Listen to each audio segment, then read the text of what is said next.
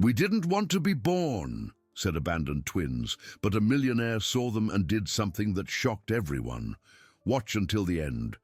Comment saying what you thought of this story, giving it a score from 0 to 10. I really want to know if you liked my story, and subscribe to my channel to support my work. I'm counting on your help.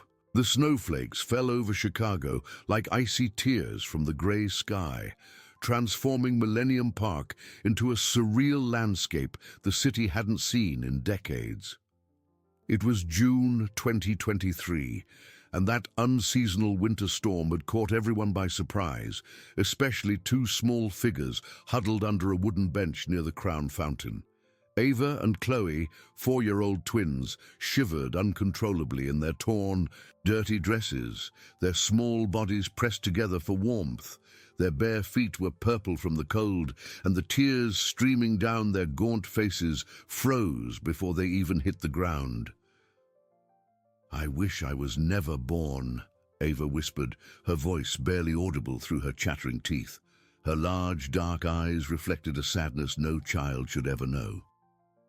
"Me neither," Chloe murmured, hugging her sister even tighter against her chest. "Why isn't Mommy coming back?" It was 6 in the morning on a Monday, and the park was practically deserted. Only a few hurried passers-by crossed the area, wrapped in thick coats, without noticing the two children who had spent the entire night in the open. That's when Arthur Cavendish appeared on the horizon, his imposing figure standing out against the whitish sky. At 45, the textile industry entrepreneur had a habit of taking morning walks through the downtown area, a routine that helped him organize his thoughts before facing another day at the head of his fabric factory in the West Loop. Dressed in his navy blue Italian wool overcoat and a gray scarf, Arthur walked with determined steps when something caught his attention.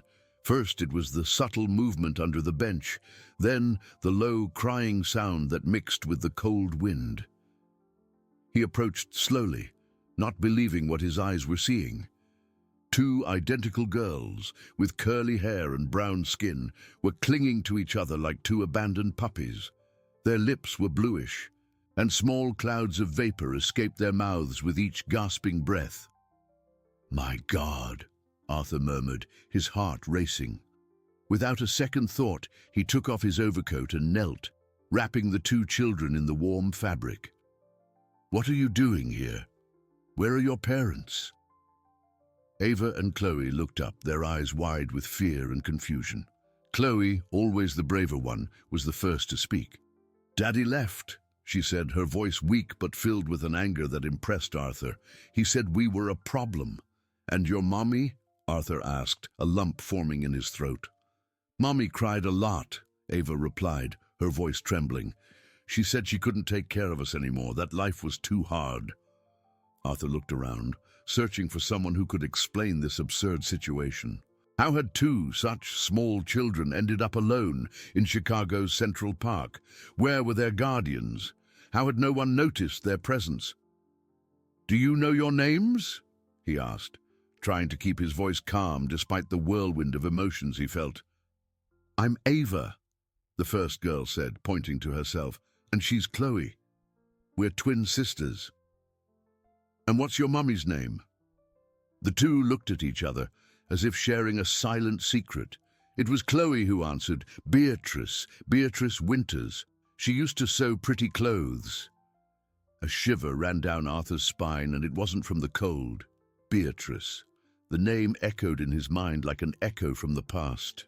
Beatrice Winters had worked at his factory years ago.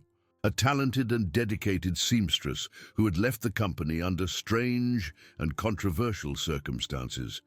He vaguely remembered a case involving the theft of expensive fabrics, an accusation that resulted in the employee's immediate dismissal. But now, looking at these two vulnerable children, he began to question if he really knew the whole truth about what had happened. "Are you hungry?" he asked, trying to push away the disturbing memories and focus on the present moment. Both girls nodded vigorously, their stomachs rumbling audibly. Arthur calculated mentally. If they had been there since the previous night, they probably hadn't eaten in over 12 hours. "I'm going to take you to a warm place," he said, picking Ava up in his arms and extending a hand to Chloe. "There you can take a bath, eat something, and rest." "You're not going to hurt us?" Ava asked, her big eyes fixed on Arthur's face. The question hit the businessman like a stab wound. How many adults had failed these children for such a question to be necessary? "Never," he replied with all the sincerity he could muster. "I promise you'll be safe." Chloe hesitated for a moment before accepting his outstretched hand. Even at 4, there was something in her eyes that suggested distrust, as if she had already learned that adults' promises weren't always kept.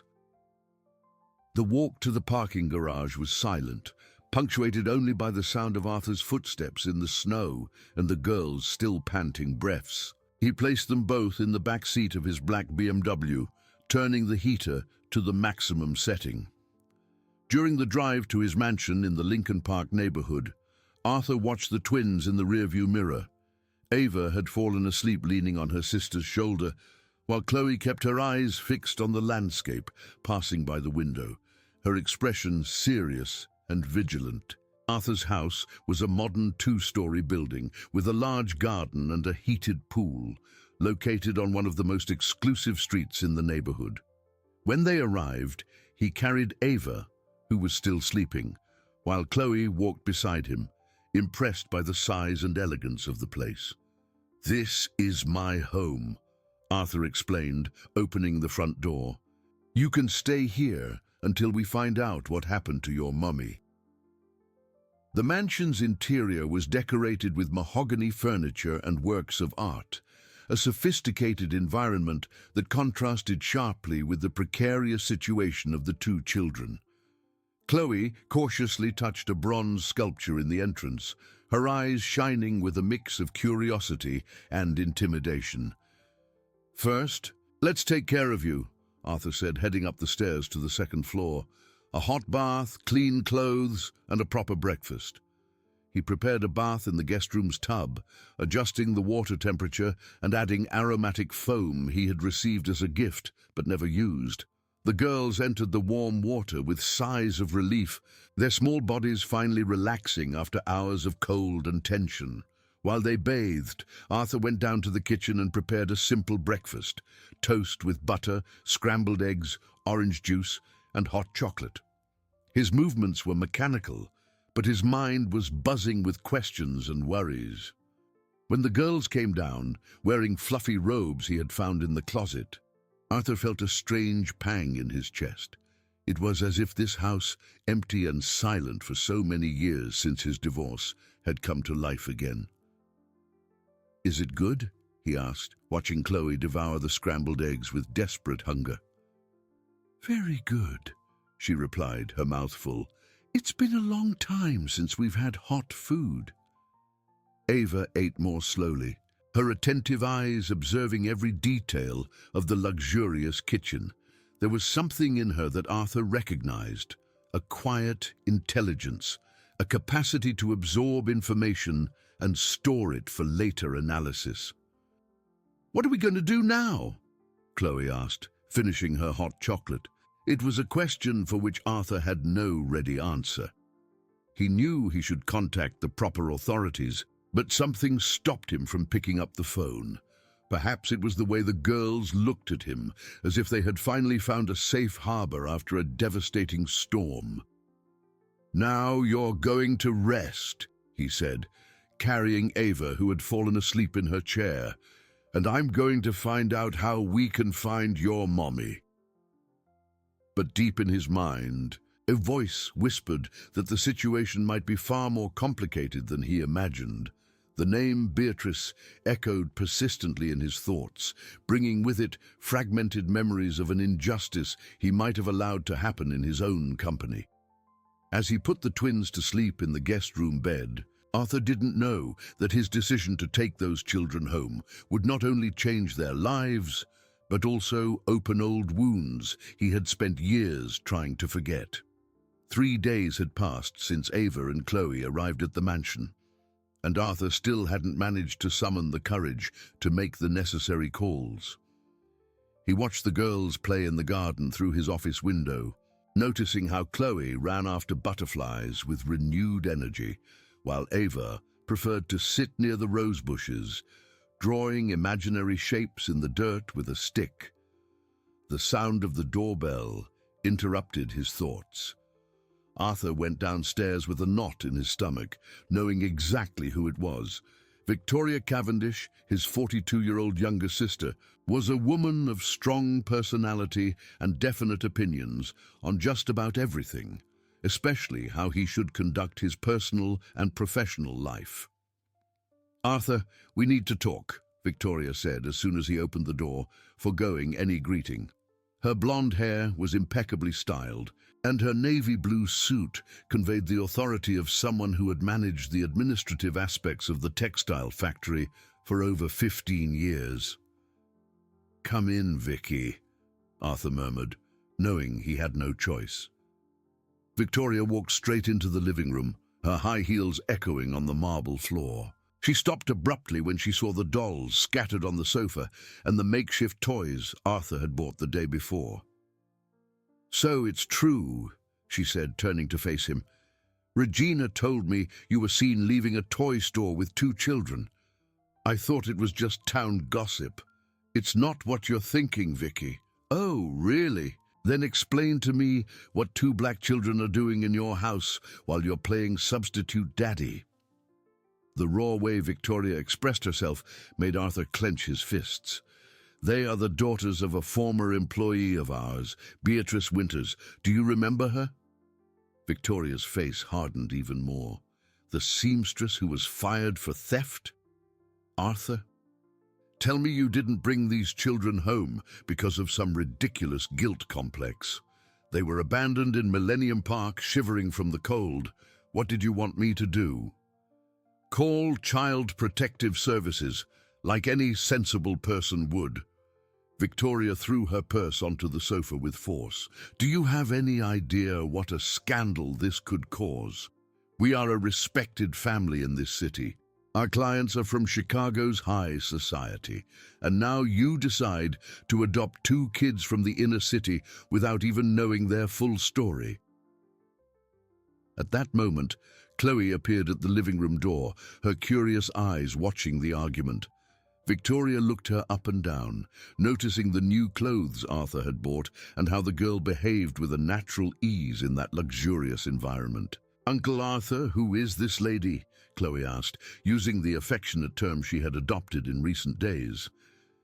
"This is my sister, Victoria," Arthur replied, placing a protective hand on the girl's shoulder. "Hi, Aunt Victoria," Chloe said with an innocent smile. Victoria forced a weak smile, but her eyes remained cold. "Hello, dear. Why don't you go play outside while I talk to your uncle?" After Chloe left, Victoria exploded. "She's already calling you Uncle Arthur. Don't you see you're creating bonds that will be impossible to break?" "Maybe I don't want to break them." "Have you gone mad? You don't even know if these children's mother is alive or dead. What if she shows up wanting her daughters back? What if they find out you kept them here without legal authorization? You could be charged with kidnapping." Arthur sat down heavily in the leather armchair, running his hands over his face. In the past 3 days, he had experienced a feeling he hadn't felt in years, that of having a purpose beyond work. Seeing Ava and Chloe regain the color in their faces, hearing their laughter echo through the house, preparing breakfast, knowing that 2 children would come running down the stairs, all of it had filled a void he didn't even know existed. "They need me, Vicky. And you need to use your head." Victoria approached, lowering her voice.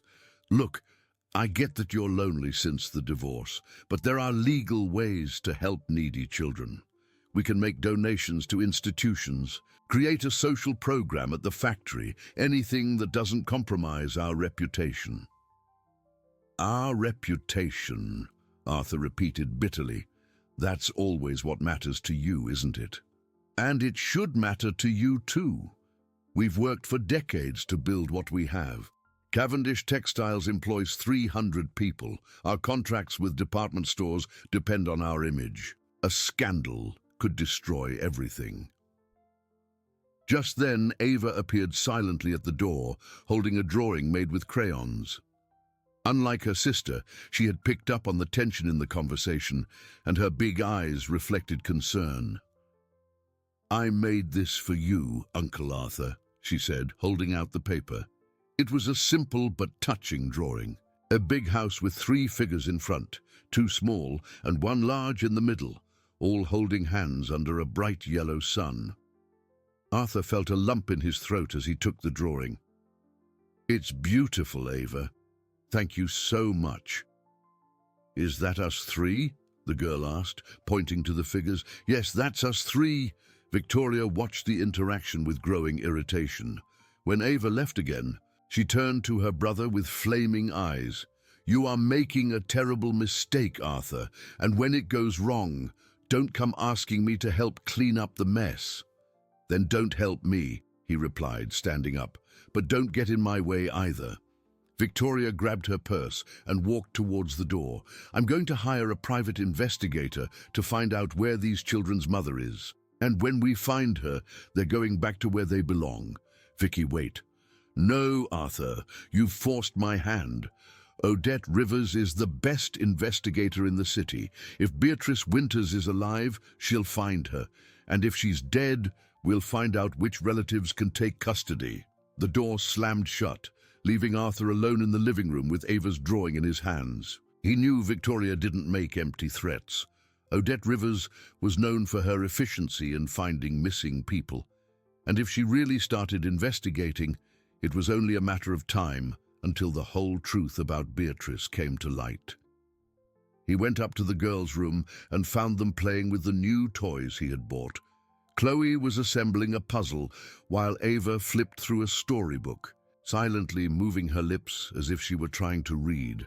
"Girls, I need to talk to you about something important," he said, sitting on the bed.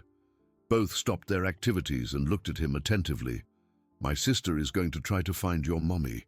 That means other people might come here to ask questions about where you were before you met me." Chloe frowned. "Are we going to have to leave?" The simple question carried so much fear that Arthur felt like crying. "I'm going to do everything I can for you to stay with me, but I need you to be honest with me. Tell me everything you remember about what happened before you came to the park." Ava and Chloe looked at each other, and again Arthur noticed that silent communication between them. "Mommy cried a lot," Ava began slowly. "She said she didn't have any more money for food. And your daddy," Arthur encouraged. "Daddy Wesley wasn't our real daddy," Chloe said, her voice filled with a bitterness impressive for a 4-year-old. "He would yell at Mommy and disappear for days." "What do you mean he wasn't your real daddy?"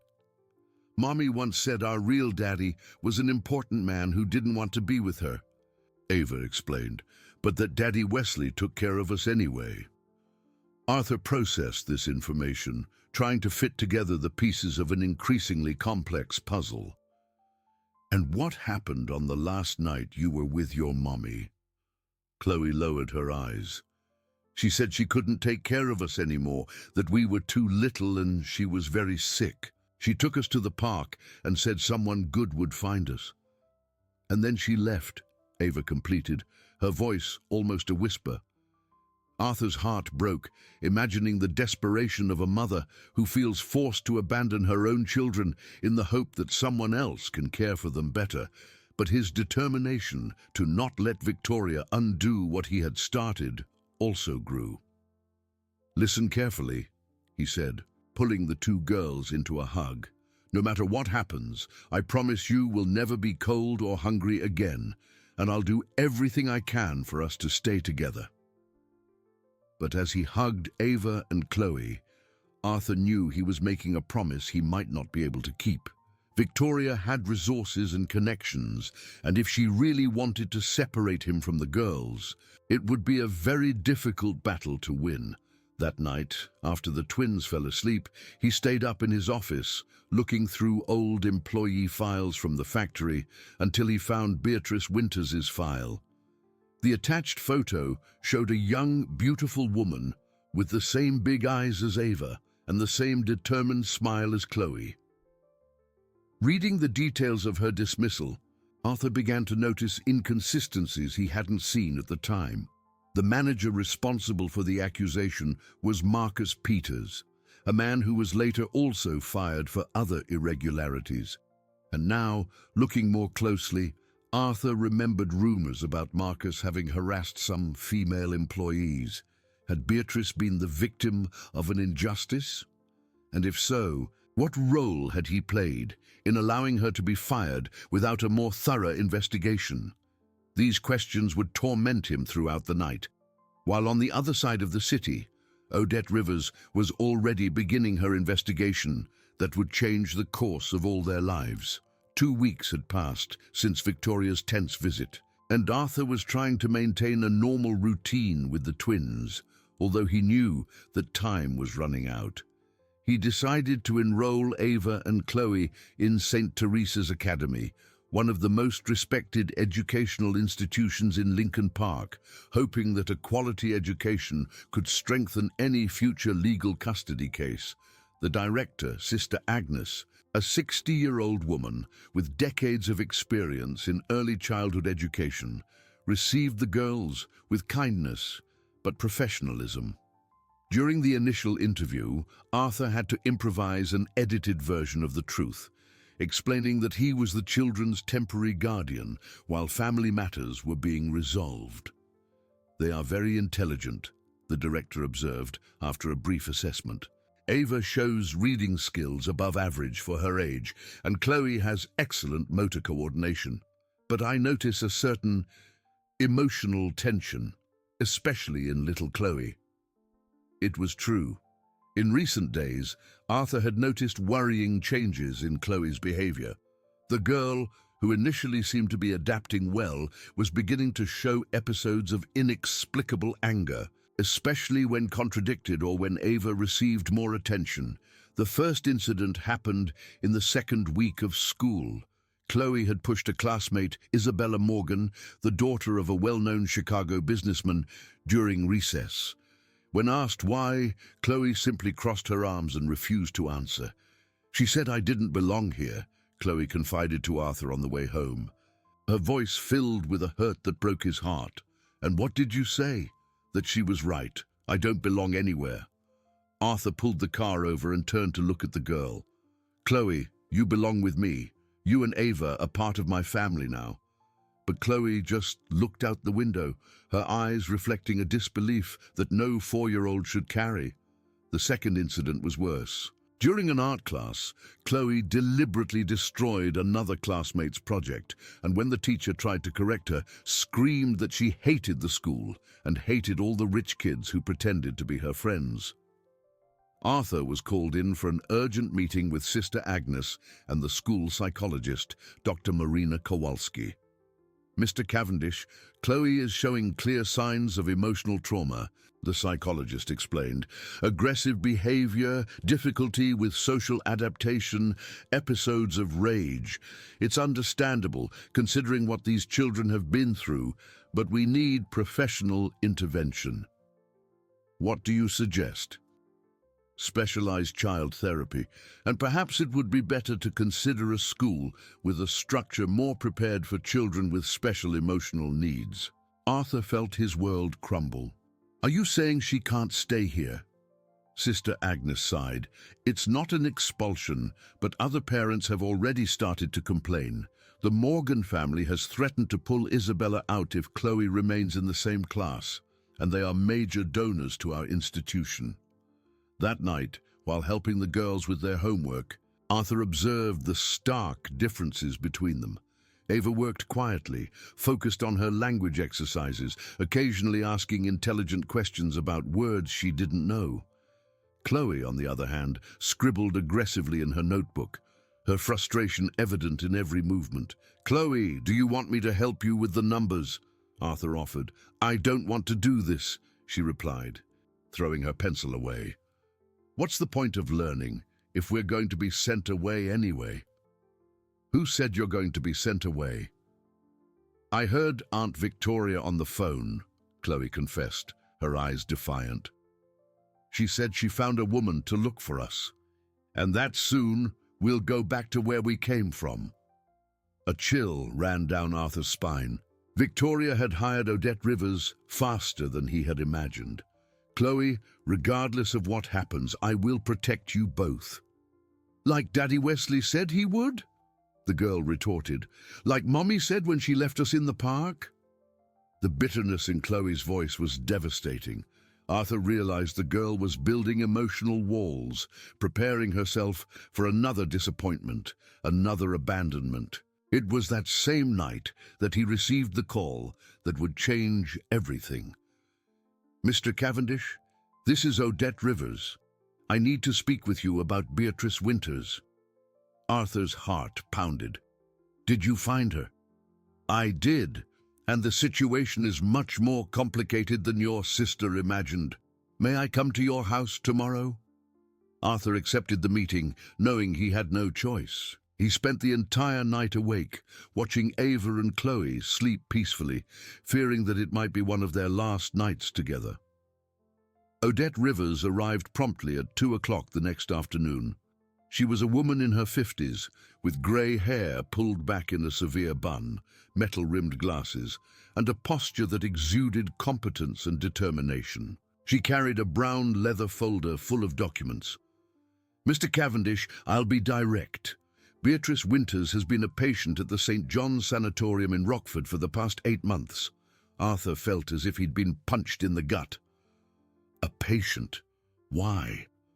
Severe depression with suicidal tendencies. She was found trying to jump off a bridge over the Rock River 3 days after abandoning her daughters in Millennium Park.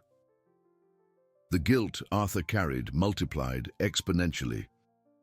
And how did she get into that situation? Odette opened the folder and took out a series of documents. The story is long and sad. Beatrice lost custody of her daughters to Wesley Barnes 2 years ago. He was a gambling addict and lost all the family's money at the local casino. When he couldn't pay his debts anymore, he simply abandoned the children with Beatrice and disappeared. But if she got her daughters back, why did she abandon them? Because she was unemployed, penniless, and sinking into a deep depression. Her landlord evicted her. She spent weeks living with the girls under viaducts, begging for money, selling the few belongings they had. Arthur closed his eyes, imagining Ava and Chloe living on the streets, starving, exposed to all the dangers a big city offers. And why didn't she seek help? Shame, fear, and above all, the conviction that she wasn't a good mother. Odette paused. Observing Arthur's devastated expression, there's something else, Mr. Cavendish, something your sister needs to know. What? Wesley Barnes is not the twins' biological father. According to the medical records I managed to access, Beatrice revealed the real father's identity during a therapy session at the sanatorium. Arthur felt the air leave his lungs. Who is he? Stephen Marshall, son of the traditional Marshall family, owners of the supermarket chain. He's currently a candidate for state representative for Illinois. The name echoed in Arthur's mind like an exploding bomb.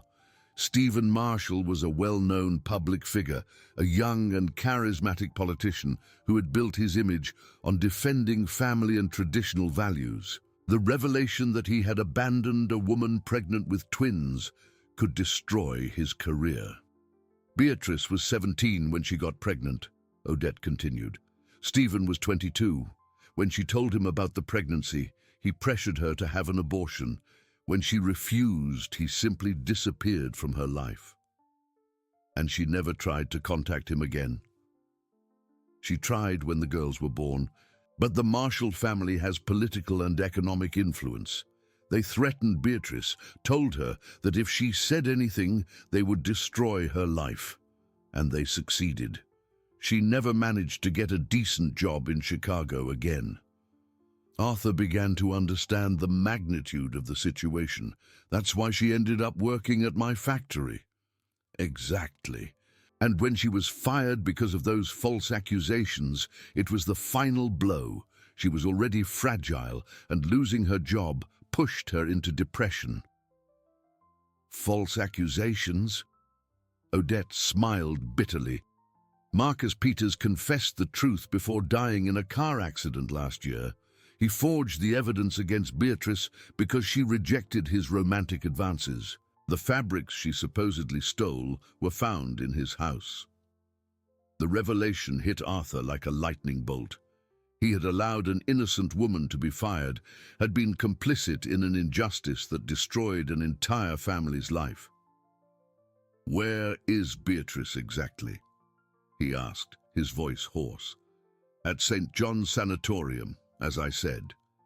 But Mr. Cavendish, she's in no condition to take her daughters back. The doctors say it will still take months of treatment before she can live on her own again." Arthur processed all the information, trying to find a light at the end of the tunnel. "And if I paid for her treatment? If I ensured she received the best possible medical care? That would cost a fortune, and there's no guarantee of a full recovery.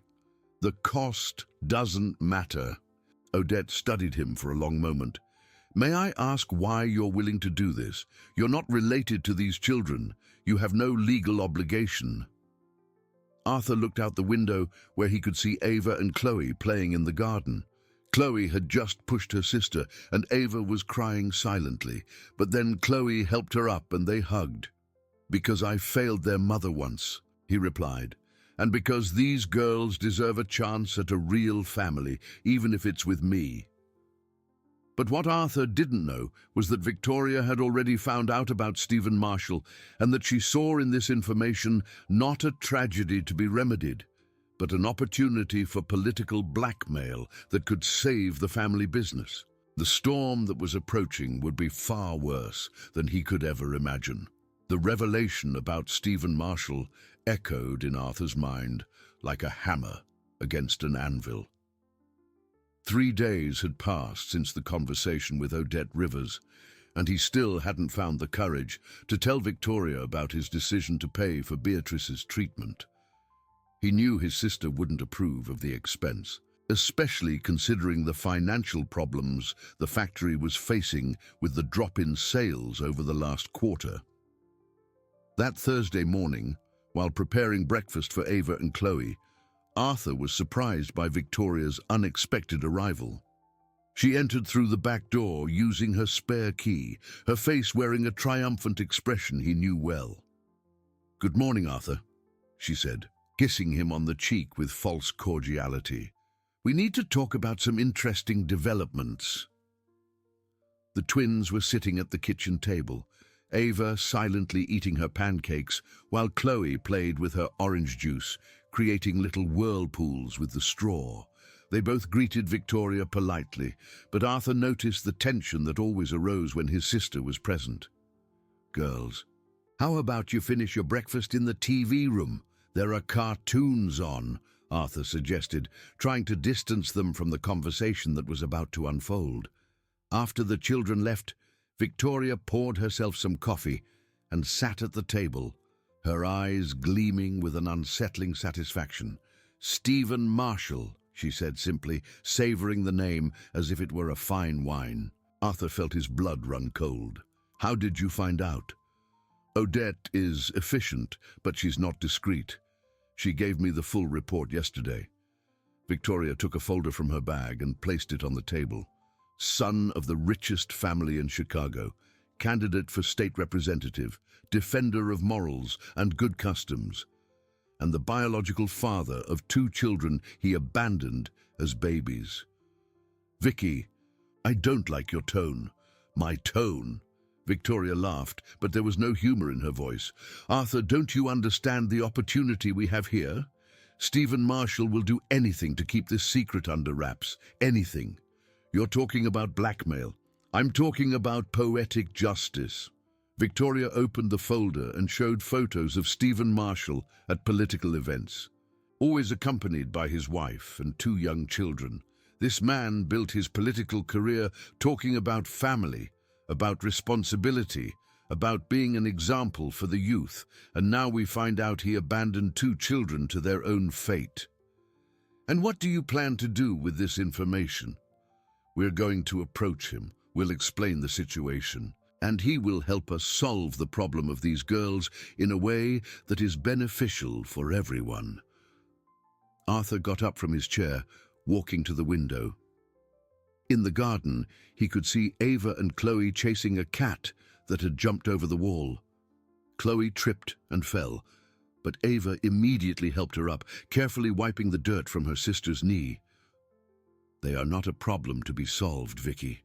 They are two children who need stability and love. And they'll have it. Stephen can pay for a first-class education, they can go to private schools in Europe, have all the opportunities that money can buy, much better than living here, causing scandals and damaging our reputation. You want to sell them. I want to resolve a situation that is becoming untenable. Victoria stood up and approached her brother. Arthur, the factory is in trouble. The contracts with the department stores are being reviewed. I suspect someone is spreading rumors about our family, about these children. We need working capital, and we need it urgently. Arthur turned to face her. How much money did Stephen offer? Victoria's smile faltered for a moment. How did you know? Because I know you. You wouldn't make this proposal without having already tested the waters. Victoria sighed and returned to her chair. $2 million. For silence, for the children to be discreetly handed over to an adoptive family of his choice, and for us to never speak of the matter again. The sum was staggering, enough to solve all the factory's financial problems and still leave a considerable fortune. But to Arthur, it sounded like 30 pieces of silver. And you've already accepted? I've scheduled a meeting for this afternoon, at his house in the Gold Coast. Discreet, no aides, no witnesses, without consulting me. Arthur, you are emotionally compromised. You can't think clearly.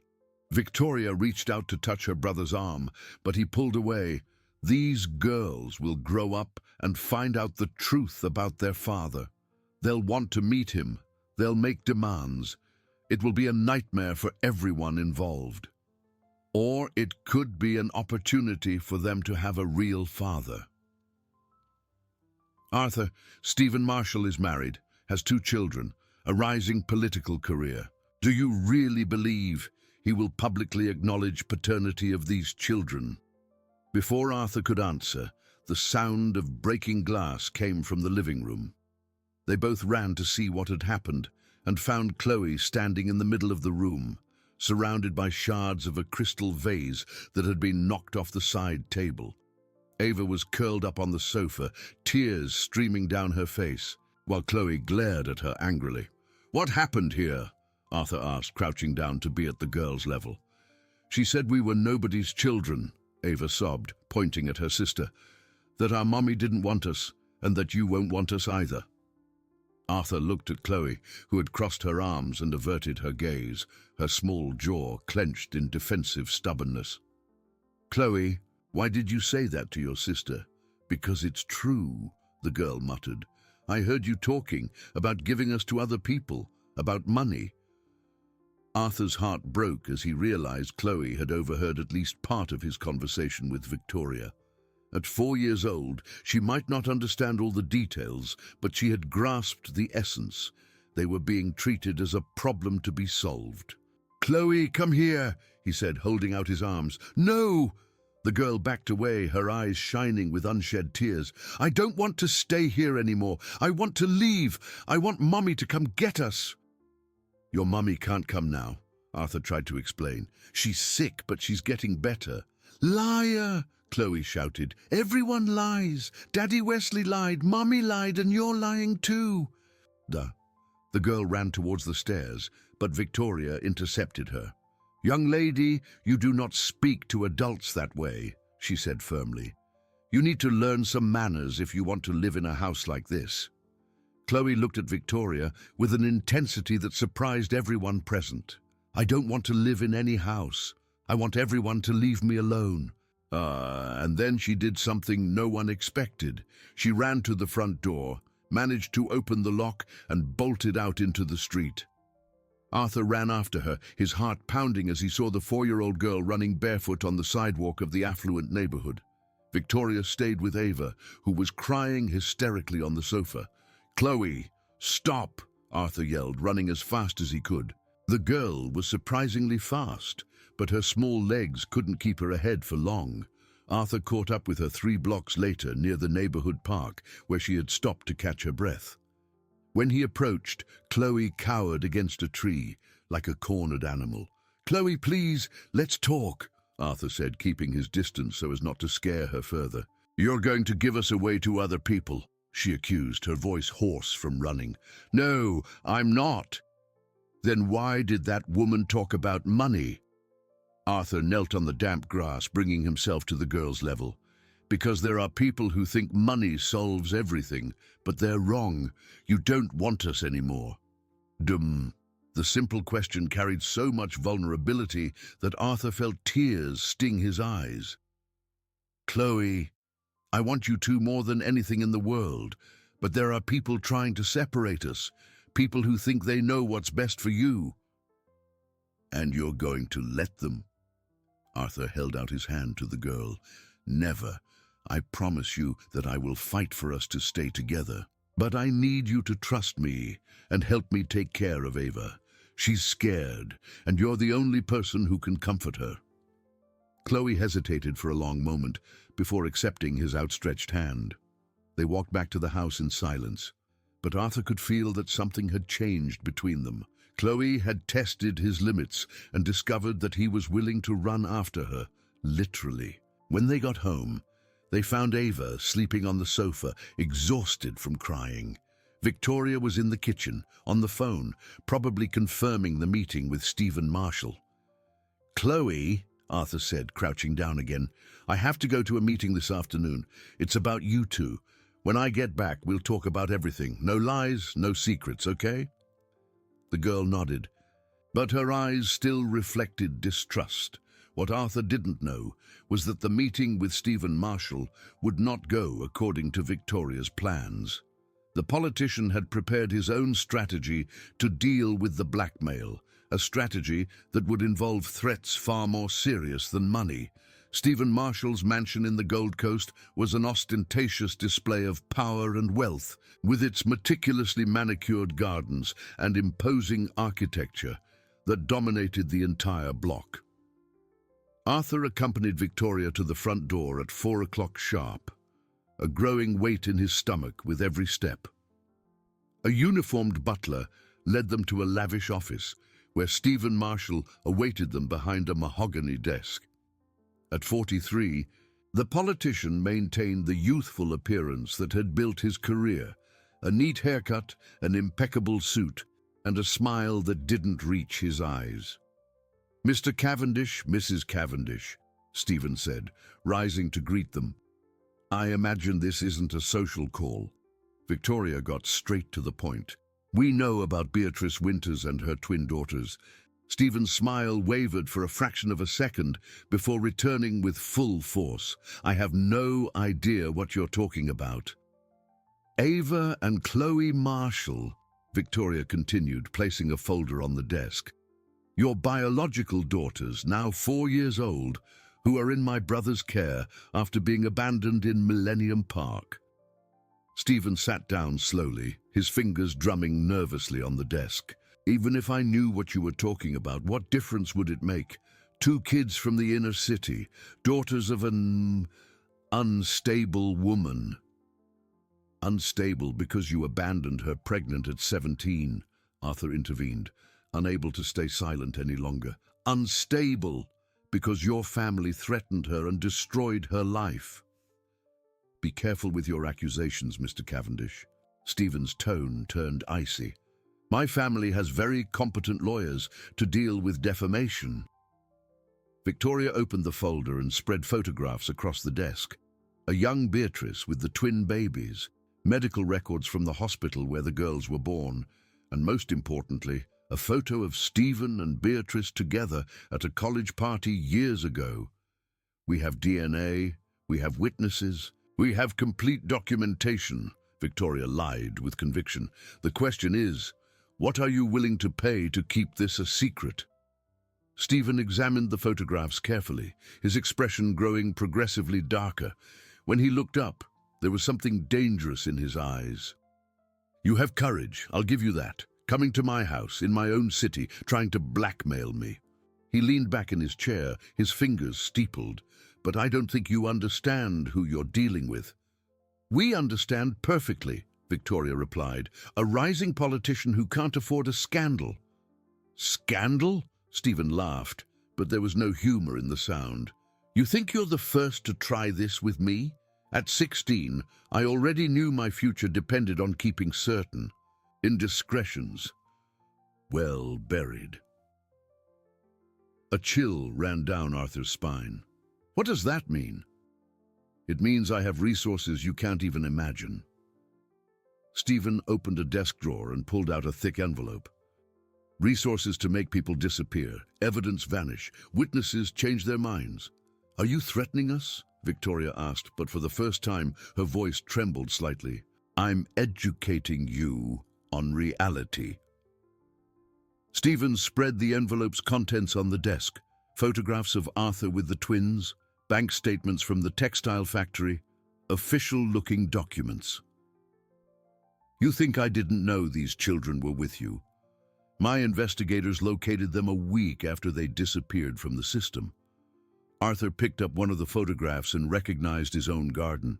The image showed Ava and Chloe playing, clearly taken from a distance with a telephoto lens. You're spying on my house. I'm protecting my interests. Stephen stood up and walked to the window. You want to know the truth? I paid Wesley Barnes to take those children far away from Chicago. $50,000 for them to disappear off the map and never come back. You paid a gambling addict to take 2 children? Arthur asked, horrified. It was a simple solution to a complex problem. Unfortunately, Wesley proved to be even more incompetent than I imagined. Instead of taking them to another state as agreed, he lost the money at the first casino he found and abandoned them with their mother. Victoria was pale, finally understanding the magnitude of the situation they had gotten themselves into.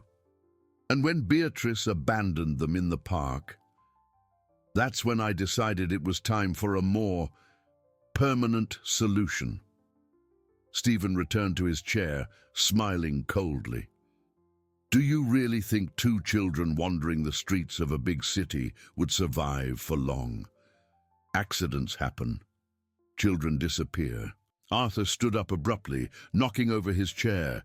You're talking about murder. I'm talking about eliminating problems. Stephen remained calm. But then Mr. Cavendish had to play the Good Samaritan, taking them home, creating bonds. Now the situation has become more complicated. More complicated how? Because now you know too much. Stephen opened another envelope and spread out more documents. Financial reports from your factory, Mr. Cavendish. Debts to suppliers, overdue loans, cancelled contracts. Your company is on the verge of bankruptcy. Arthur examined the papers, recognizing his own signatures on documents he didn't remember signing. How did you get this? I have contacts in every bank in the city, and I discovered something interesting. Your sister has authorization to move company funds. Stephen looked at Victoria with satisfaction. She has been making some very interesting transfers in recent months. Victoria grew even paler. That's a lie. Is it? Stephen showed detailed bank statements. $300,000 transferred to an account in the Cayman Islands. Another $200,000 to a shell company in Miami. Your sister has been embezzling money from the factory for at least 6 months. Arthur turned to Victoria, incredulous. Vicky, is this true? I was just protecting our assets, she stammered. The factory was in crisis. I needed to ensure we had a reserve. A reserve stolen from your own company. Arthur felt the world collapsing around him. Vicky, how could you? Now you understand your position, Stephen said, clearly pleased with the chaos he had created. You came here to blackmail me, but I'm the one holding all the cards." "What do you want?" Arthur asked, defeated. "It's simple. The children disappear, forever. You can say their mother came to get them, that they went far away, whatever story you want. In return, I won't turn your sister over to the authorities for embezzlement. And if I refuse, then Victoria goes to prison, your factory goes bankrupt, and you lose everything you've built. And even then, the children will still disappear. The difference is you won't be here to witness it." Arthur looked at the photographs of Ava and Chloe scattered on the table, their innocent faces contrasting with the cold evil that permeated the room. "You're a monster," he murmured. "I'm a practical man," Stephen corrected. "And you have 48 hours to make a decision. Hand over the children at the location I specify, or face the consequences." Arthur took Victoria by the arm and headed for the door. "We're leaving." "Mr. Cavendish," Stephen called out as they were leaving, "just so we're clear, if you try to run with the children, if you contact the press, if you make any move I consider threatening, my associates will receive orders to act immediately. And they are not as civilized as I am." The drive home was spent in tense silence. Victoria cried quietly in the passenger seat, while Arthur tried to process the magnitude of the threat they faced. When they arrived at the Lincoln Park mansion, they found Ava and Chloe watching cartoons in the living room, their innocent laughter echoing through the house. Seeing them there, safe and happy, Arthur felt a physical pain in his chest. "Uncle Arthur!" Chloe shouted, running to hug him. "You're back!" Ava approached more timidly, but also hugged him tightly. "You took a long time. We missed you." As he hugged the two girls, Arthur knew he had reached the most difficult moment of his life. How could he explain to two 4-year-old children that a monster in a suit wanted to destroy them? How could he protect them from an enemy with unlimited resources and no scruples? He looked at Victoria, who was watching the scene with tears in her eyes, finally understanding the consequences of her greedy actions. 48 hours. That was all they had to find a solution that seemed increasingly impossible. That night, Arthur couldn't sleep. Sitting in his office armchair, he watched Ava and Chloe sleep on the living room sofa, where they had fallen asleep watching a movie. The innocence on their faces contrasted brutally with the danger that loomed over their small lives.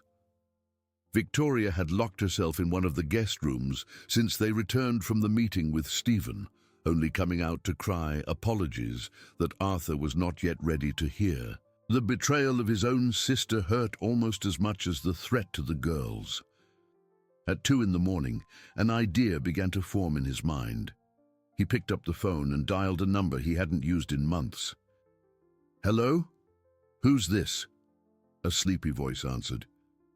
"Julian, it's Arthur. Sorry to call so late, but I need your help." Julian Sanders had been his accountant for 15 years, but more than that, he was a trusted friend who knew every financial aspect of the company. If anyone could help him understand exactly how Victoria had managed to embezzle so much money, it was him. "Arthur, what time is it? Did something happen?" "Julian, I need you to come to my house now. It's urgent, and bring all the financial reports from the last 6 months."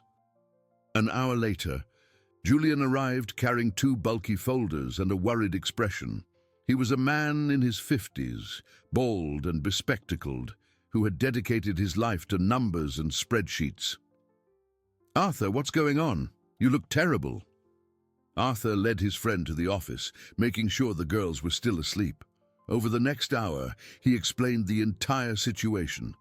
The discovery of Ava and Chloe, the investigation into Beatrice, the threats from Stephen Marshall, and especially the discoveries about Victoria's financial embezzlement. Julian listened in silence, occasionally checking documents in his folders. When Arthur finished, the accountant sighed deeply. "Arthur, I have bad news," he said, spreading spreadsheets on the table. "Victoria didn't embezzle $300,000. She embezzled much more." Arthur's blood ran cold. "How much more?" At least 800,000 in the last 8 months. She used the authorization you gave her for emergencies and created a network of shell companies. Julian pointed to different lines on the statements. Here, here, and here. Transfers to companies that exist only on paper. How did I not notice this? Because she was very smart. The amounts came out in small installments, disguised as payments to legitimate suppliers. And you were distracted with other matters.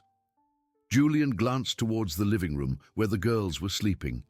Arthur ran his hands over his face, feeling the weight of the situation increase exponentially. Julian, how long can the factory survive? With this bleeding, no more than 2 months, and that's if we can renegotiate all the debts. And if we recovered the embezzled money, it would be enough to stabilize operations, but Julian hesitated. Arthur, that money has probably already been transferred to offshore accounts. Recovering it would be almost impossible. Arthur stood up and walked to the window. The garden was shrouded in darkness, but he could imagine Ava and Chloe playing there, running between the trees, laughing as children should. Julian, if I sold the house, how much could I get? About 3 million, maybe. Enough to pay off the debts and keep the factory running for a few more years. The accountant paused. But you would lose everything, Arthur. You'd have to start from scratch. And if I do nothing, the factory goes bankrupt, 300 families lose their jobs, and you still lose the house to pay off the debts. It was a choice between losing everything anyway, or losing everything trying to save 2 innocent children. For Arthur, there was no choice at all. Julian, I want you to prepare the papers to sell the house tomorrow. Arthur, are you sure? It's your family inheritance, the place where you grew up. It's just a house. Ava and Chloe are people. At that moment, a small voice came from the office door. Uncle Arthur? Why are you awake? It was Ava, rubbing her sleepy eyes and holding a teddy bear he had bought for her. Chloe appeared right behind her, still half asleep. We couldn't sleep well, and Chloe said, You were talking too loud. Arthur knelt to be at the girl's level. Sorry if I woke you. Come here. The two approached, and he pulled them into a hug. Julian watched the scene with a touched expression, finally understanding why his friend was willing to sacrifice everything.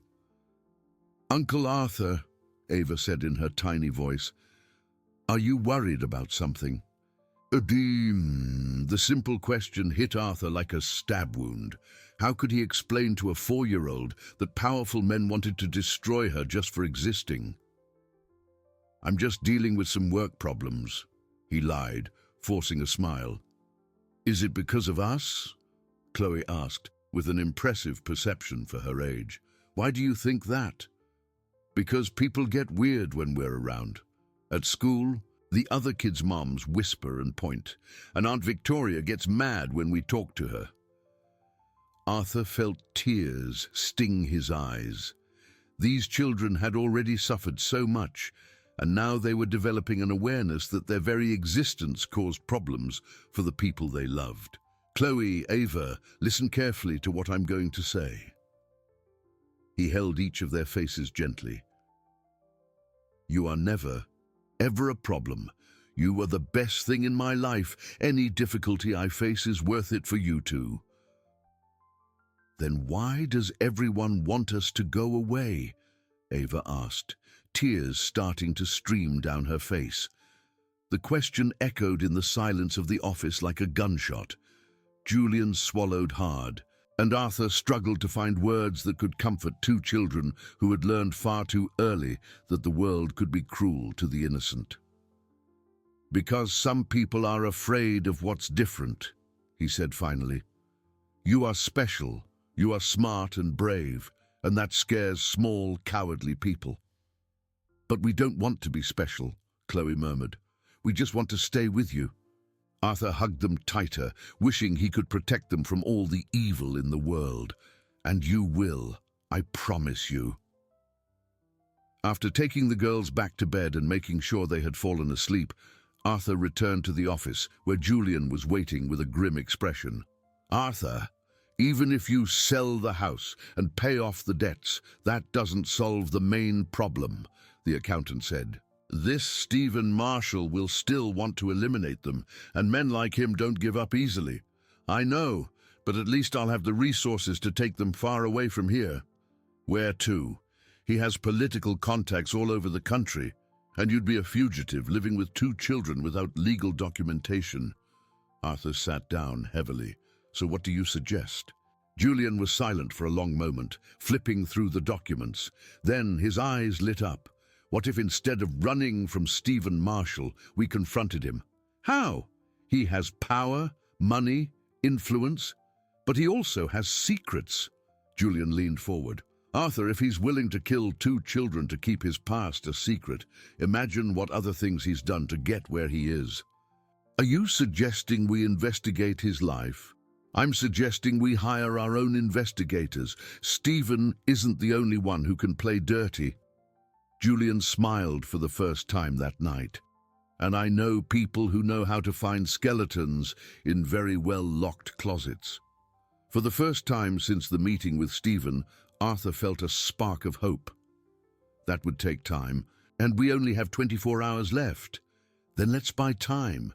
We pretend to accept his proposal, set up the meeting, but don't hand over the girls. We use that to find out where he plans to take them.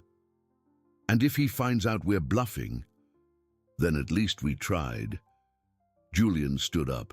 "Arthur, these girls deserve to have someone who fights for them. And from what I've seen today, they've already found that person." As Julian left, Arthur remained in his office until dawn, drawing up desperate plans to save 2 children who had become the center of his world. He didn't know if he could win against such a powerful adversary, but he knew he would rather try and fail than hand over Ava and Chloe without a fight. At 6 in the morning, while preparing breakfast, he heard footsteps coming down the stairs. Victoria appeared in the kitchen, her eyes swollen from crying, her face bearing a remorseful expression he had never seen before. "Arthur, I need to tell you something," she said in a hoarse voice. "About Stephen Marshall. There's something you don't know." Arthur stopped stirring his coffee and turned to face Victoria, noticing the extreme pallor of her face and the tremor in her hands. "What do you mean, something I don't know?" he asked, feeling his stomach clench. Victoria sat down heavily at the kitchen table, avoiding her brother's gaze. "I didn't meet Stephen yesterday for the first time. We met 2 years ago." The words hit Arthur like a bucket of cold water. "Explain. Remember when the factory started having problems with the department store contracts? When some key clients cancelled orders without explanation?" Victoria took a deep breath. "It wasn't a coincidence. It was Stephen." Arthur sat at the table, trying to process the information. "What do you mean it was him?" "He found out about Beatrice 2 years ago, when she tried to sue his family for paternity. The case was dismissed because she didn't have money for a good lawyer, but Stephen got paranoid. He investigated her life and found out she had worked at our factory. And then he approached me. He said he knew about Beatrice's dismissal, about the false theft accusations. He threatened to publicly expose that our company had persecuted an innocent single mother, that it would destroy our reputation. Nausea grew in Arthur's stomach. "And you made a deal with him." "He offered silence in exchange for financial favors." Victoria finally looked at her brother, tears streaming down her face. "Arthur, I thought he was just a corrupt politician looking for a bribe. I didn't know about the girls. I didn't know he was their father. The embezzled money, it was for him?" "Part of it, yes. $200,000 over 2 years. But the rest..." Victoria lowered her head. "The rest I kept because I was scared. Scared that one day he would ask for more, scared that he would find something else to blackmail us with. Arthur stood up abruptly, walking to the window. In the garden, he could see Ava and Chloe playing with dolls on the porch, completely oblivious to the storm unfolding inside the house. "Vicky, do you realize what you've done? You financed the very man who now wants to murder these children." "I didn't know!" Victoria shouted, standing up too. "How could I have known he was their father? How could I have known that one day you would bring these girls home? You should have told me when he first showed up. And what would you have done? Confront an influential politician over an employee who had already been fired? You barely even remembered Beatrice." The accusation hurt because it was true. 2 years ago, Arthur probably would have taken the easy way out, paid whatever was necessary to keep his life in order. But now, looking at Ava and Chloe, he realized how cowardly and neglectful he had been. "Is there anything else you haven't told me?" he asked, sitting back down. Victoria hesitated. "Stephen said yesterday that he has associates, people who can make the girls disappear. Arthur, I think. I think he's done this before." "What do you mean?" 3 years ago, there was an accident with a journalist from Springfield who was investigating suspicious public contracts. Her car went off the road on a curve, but they never found evidence of mechanical problems. Victoria approached the table.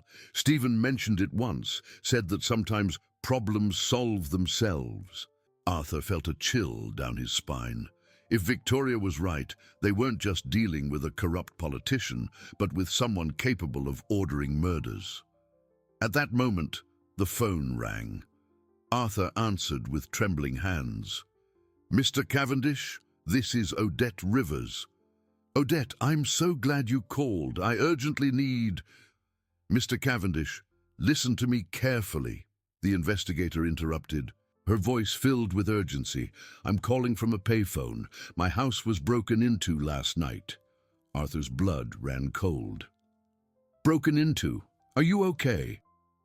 "I am, but they took all my files on Beatrice Winters, and they left a very clear message. Stop looking or you'll end up like the journalist from Springfield." Victoria grew even paler upon hearing the reference to the journalist. Arthur put the call on speaker so she could listen. "Odette, who did this?" "Professionals. They knew exactly where to look, went straight for the files they wanted. This was not a common burglary." Her voice trembled slightly. "Mr. Cavendish, I've investigated many cases in my 20-year career, but I've never seen anything like this. Whoever is behind this has resources and connections that go beyond anything I've ever faced." "Do they know about the girls?" "They know everything, including where you live, where they go to school, the times you leave the house." Odette paused. "Mr. Cavendish, I'm dropping the case. I have a teenage daughter. I can't take this risk." "I understand. Thank you for letting me know." After he hung up, Arthur and Victoria sat in silence for several minutes, the weight of the situation becoming increasingly clear. They weren't just facing political blackmail. They were in the crosshairs of an organization capable of making people disappear. "Arthur, we have to give them the girls," Victoria said finally. "It's the only way we all get out of this alive. Never. Then we'll all end up dead. You, me, and them too." "Maybe, but at least they won't suffer at his hands." Just then, Chloe appeared at the kitchen door, her big eyes observing the argument. "Uncle Arthur, why are you yelling?" she asked, her small voice filled with concern. Arthur knelt and opened his arms. Chloe ran to him, followed by Ava, who had appeared right behind her. "We were just talking about grown-up stuff," he said, hugging them both. "Are you going to have to give us to other people?" Ava asked directly, displaying the sharp perception that always characterized her. The simple question cut Arthur to the heart. He looked at Victoria, who avoided his gaze, then turned back to the girls. "Ava, Chloe, I need you to listen to me very carefully. There are bad people who want to separate you from me, people who think you're a problem that needs to be solved. Chloe frowned. Like Daddy Wesley. He said we were a problem. Yes, like Daddy Wesley. But the difference is, I will never give up on you. Never. But what if the bad people are stronger than you?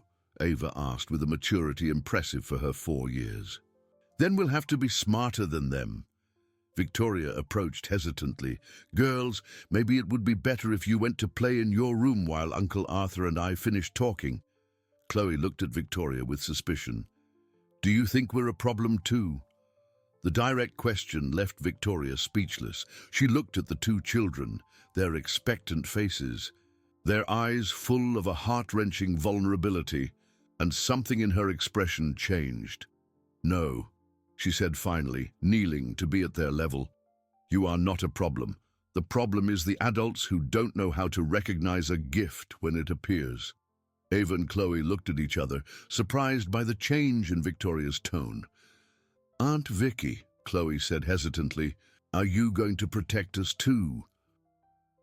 Victoria looked at Arthur, then back at the girls. Yes, I'm going to help Uncle Arthur protect you. After the children left to play, Victoria turned to her brother with a determination he hadn't seen in years. Arthur, I messed everything up, out of greed, out of fear, out of cowardice, but now I'm going to fix it. How? I have information about Stephen that he doesn't know I have. During these 2 years of blackmail, he got confident, told me things he shouldn't have. Victoria picked up her phone.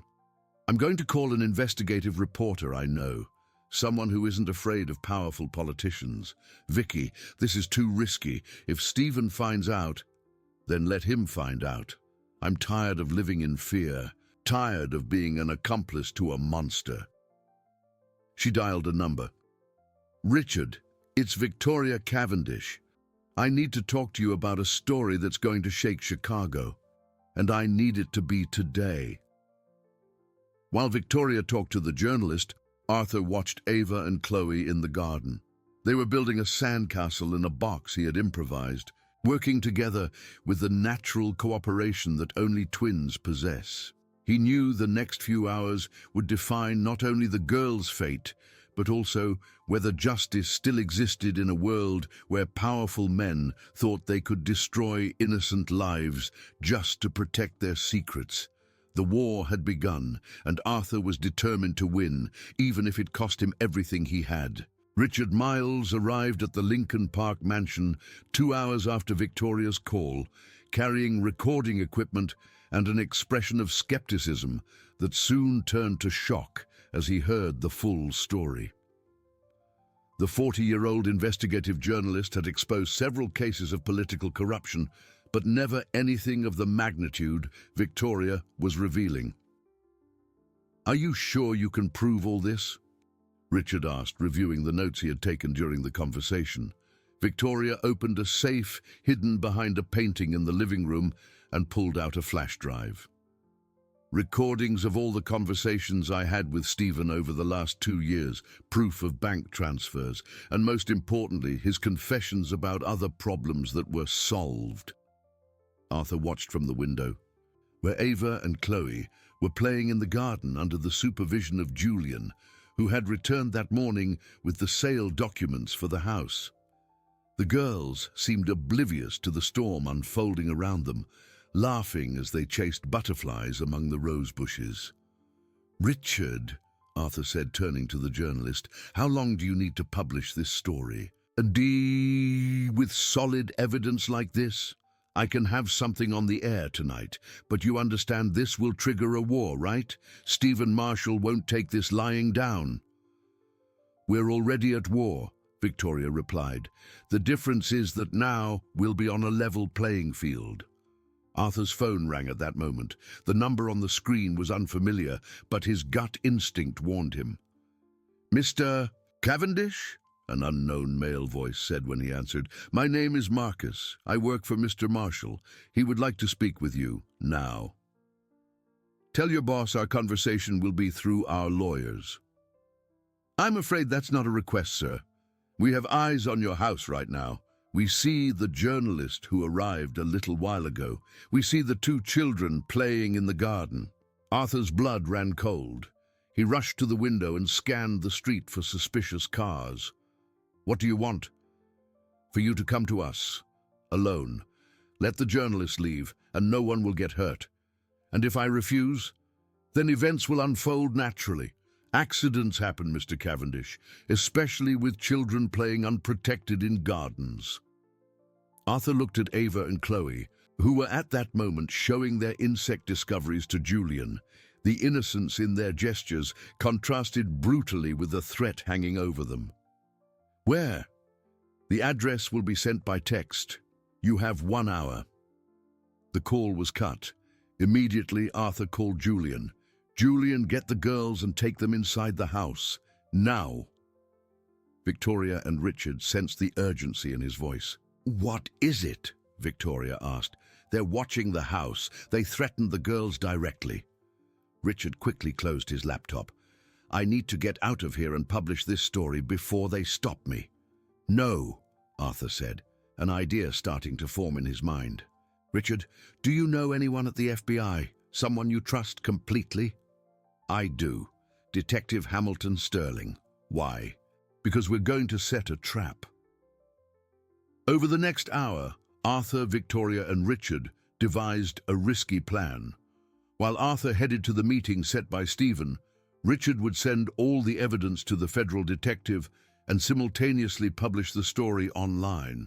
Victoria would stay at home with the girls and Julian, but with a private security team that Julian knew. Arthur, Victoria said before he left, you don't have to do this. We can just go public and hide until the situation is resolved. And let Stephen get away with hurting other people? No. Arthur hugged his sister.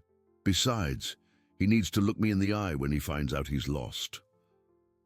The meeting was set at an abandoned warehouse in Chicago's industrial district, far from witnesses. Arthur arrived at 7 in the evening sharp, finding Stephen Marshall waiting with 2 men in dark suits who were clearly bodyguards. Punctual as always, Mr. Cavendish, Stephen said with a cold smile. I hope you've come to be sensible. I've come to end this. Excellent, the children. Safe, and they'll stay that way. Stephen's smile wavered. I don't think you understand the situation. You're not in a position to make demands. Actually, I think you're the one who doesn't understand the situation. Arthur pulled his phone from his pocket. Richard, you can start. Stephen frowned, confused, until his own phone began to ring insistently. He answered with growing irritation. What do you mean the story is already live? What story?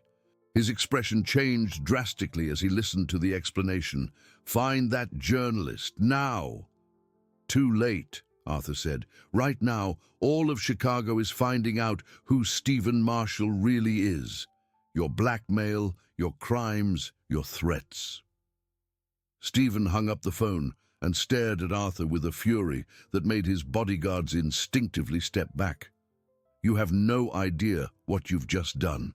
I will destroy you, your family, and especially those 2 damn children. No, you won't. Arthur smiled for the first time in days. Because now you're a marked man, a politician on the campaign trail publicly accused of attempting to murder children. Your every move will be watched by journalists, by investigators, by public opinion. At that moment, sirens began to wail in the distance, rapidly approaching the warehouse.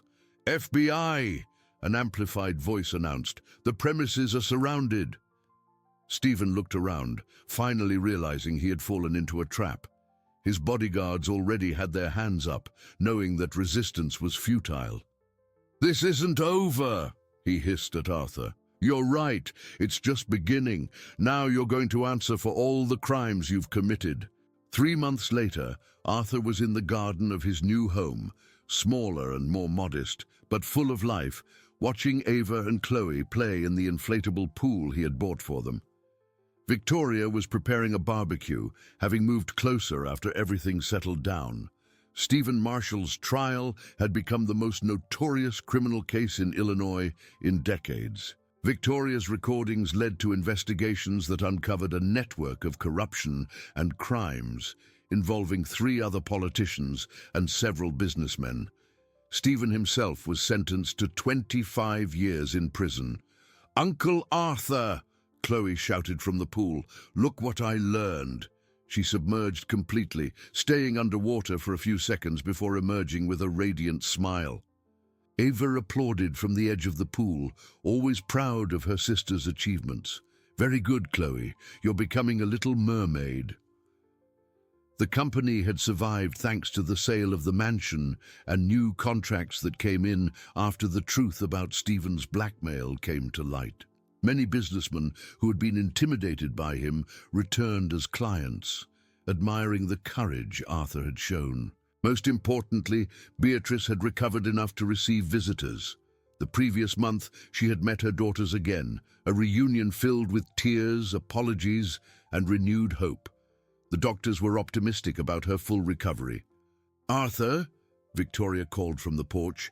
"Beatrice called. She's coming for lunch on Sunday." "Do the girls know?" "Not yet. I wanted to talk to you first." Arthur nodded. The relationship between him, Beatrice, and the girls was still being carefully built.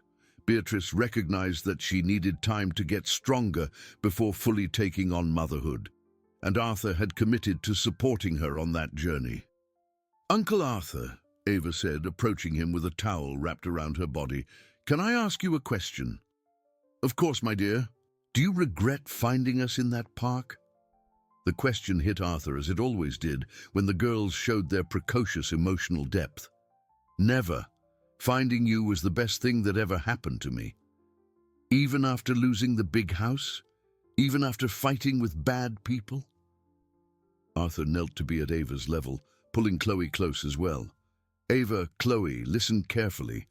Houses can be rebuilt. Money can be recovered. But a real family is the most precious treasure there is, and you two gave me a family." "And Mommy?" Chloe asked. "Is she part of our family too?" "Of course she is. You're lucky to have many people who love you. Mommy, me, Aunt Victoria, even Uncle Julian." The 2 girls smiled and hugged him simultaneously, their laughter echoing through the garden of the new house. On that sunny Sunday afternoon, as he watched Ava and Chloe play with the naturalness of children who finally felt safe, Arthur reflected on the extraordinary journey that had brought them there. He had lost a mansion, but gained a home. He had faced one of the most powerful men in the city, but discovered his own strength. Most importantly, 2 girls who once felt so desperate that they wished they had never been born, now ran through the garden with radiant smiles, knowing they were loved and protected. The sun set over Chicago, painting the sky in golden hues that reflected in the pool where the twins continued to play. And for the first time in a long time, Arthur Cavendish knew with absolute certainty that he was exactly where he was supposed to be, at home with his family, building a future full of hope and love for 2 girls who had transformed his life and taught him that a person's true worth is not measured by what they possess, but by the courage they have to protect those they love. The storm had passed, and the time for peace, healing, and the happiness they all deserved had finally arrived. If you enjoyed this video, please subscribe to my channel. I promise to bring you videos every day that will make your life happier. Comment on what you thought of my story with a rating from 0 to 10, and thank you very much.